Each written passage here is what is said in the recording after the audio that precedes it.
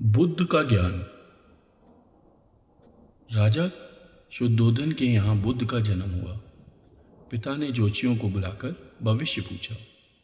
उन्होंने कहा, या तो यह सम्राट होगा या तो यह साधु होगा। एक तरह से देखा जाए तो सच्चा सम्राट भीतर से साधु ही होता है। जब ज्योतिषियों की भविष्यवाणी राजा ने सुनी तो वे घबरा गए कि मेरा बेटा साधु हो जाए, ऐसा ठीक नहीं होगा। राजा ने पूछा, कोई उपाय बताएं, क्योंकि मैं चाहता हूँ कि राजा का पुत्र राजा ही बने। ज्योतिषियों ने कहा कि इसका लालन पालन व पूरा जीवन बड़ी सावधानी में बिताना होगा, अर्थात आपका पुत्र सिद्धार्थ कभी किसी बूढ़े व्यक्ति को ना देखे, कभी किसी बीमार व्यक्ति को ना देखे और किसी मरे हुए व्यक्ति को ना देखे। जब तक ऐसा होगा तब तक वे राजा ही बने रहेंगे। अगर ऐसा नहीं हुआ तो वे साधु बन जाएंगे। राजा शुद्धोधन ने अपने पुत्र सिद्धार्थ के लिए बढ़िया से बढ़िया और बड़े से बड़े महल बनाए।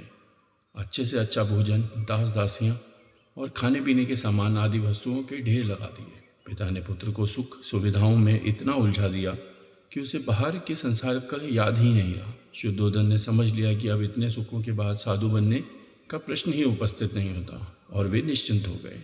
राजा शुद्धोधन ने बिल्कुल पक्की व्यवस्था कर रखी थी कि उनका पुत्र सिद्धार्थ जीवन में कभी भी वृद्ध, बीमार और मृतक व्यक्ति को ना देख सके, क्योंकि वे अपने पुत्र को खोना नहीं चाहते थे।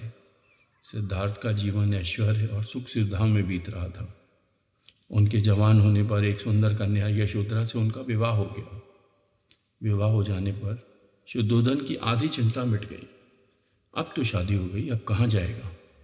अब तो मेरा पुत्र बंधन में बंध गया, अब उसके कहीं जाने का सवाल ही नहीं उठता। 1 वर्ष बाद बेटे का भी जन्म हो गया।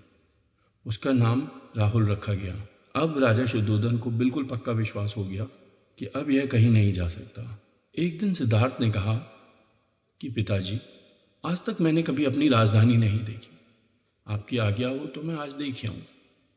राजा ने कहा, हाँ हाँ, अवश्य जाओ, अपना शहर देख कर आओ। एक सारथी को भी भेजा गया कि जाओ, राजकुमार को राजधानी घुमा फिरा कर लाओ। फिर भी राजा ने चाक चौबंद इंतजाम कर रखा था कि कहीं चूक ना हो जाए।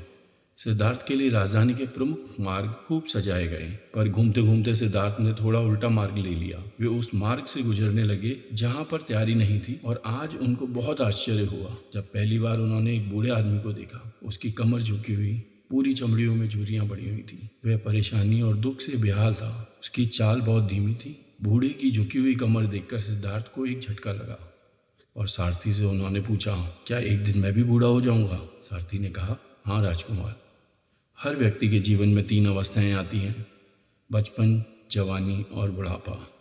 एक दिन तुम भी बुढ़ापे की अवस्था में जाओगे। हे राजकुमार, यह संसार का नियम है।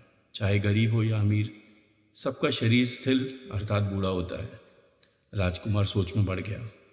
सारथी ने रथ को आगे बढ़ाया तो कुछ दूरी पर एक बीमार व्यक्ति मिला जो रोगों से घिरा हुआ था। उस पीड़ित व्यक्ति को देखकर राजकुमार का मन बहुत दुखी हुआ। राजकुमार ने पूछा, इसको क्या हुआ? सारथी ने कहा, यह बीमार है, इसलिए यह करा रहा है। इस संसार में सुख और दुख दोनों हैं। यह अपने अपने भाग्य की बात है कि कोई दुखी है और कोई सुखी है। क्या मैं भी कभी बीमार हो सकता हूँ? सारथी ने कहा, आप यह विचार अभी छोड़ दें, समय बड़ा बलवान होता है। ये सारी बातें कर्मों पर निर्भर करती हैं। चाहे राजा हो या रंक, सुख दुख सब पर आते हैं। अगर शरीर में कोई रोग आना है तो वह आएगा। यह सब सुनकर राजकुमार सोच में पड़ गया। सारथी ने रथ को कुछ आगे बढ़ाया तो 4 कंधों पर एक अर्थी को जाते हुए देखा। राजकुमार ने ऐसा पहली बार देखा था। उसने सारथी से पूछा, यह क्या है? यह आदमी मर गया, यह मुर्दा है। जो व्यक्ति मर जाता है उसको बांधकर शमशान भूमि ले जाते हैं, फिर वहां पर उसे जला दिया जाता है।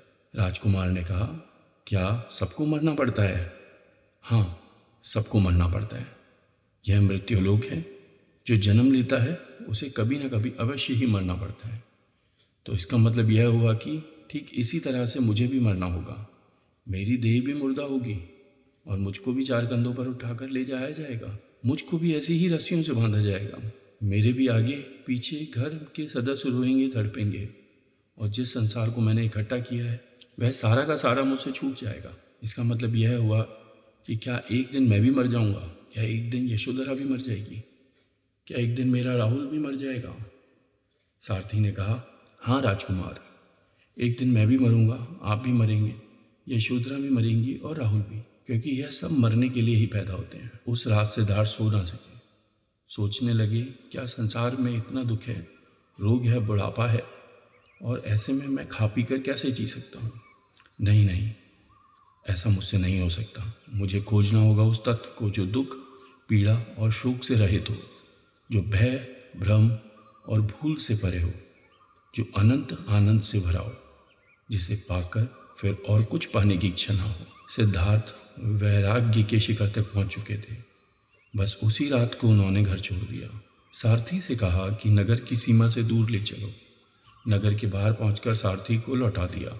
फिर कई दिनों तक वन में चलते गए। एक घने पीपल के वृक्ष के नीचे आसन लगाकर ध्यान में लीन हो गए।